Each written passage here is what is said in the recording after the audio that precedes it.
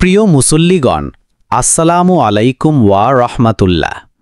আমরা যারা এই দুনিয়ার পথে চলছি, আমাদের উচিত কুরআন এবং রাসূল সাও এর হাদিস মোতাবেক জীবন পরিচালনা করা।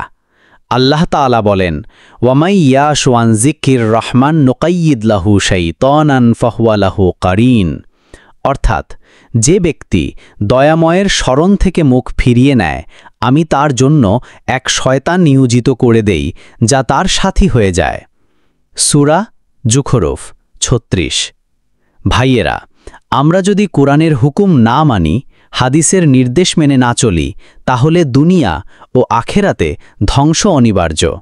রাসূল সাও বলেছেন, আমি তোমাদের মাঝে দুটি জিনিস রেখে যাচ্ছি, যদি তা মজবুতভাবে আঁকড়ে ধরো, কখনো পথভ্রষ্ট হবে না। ১.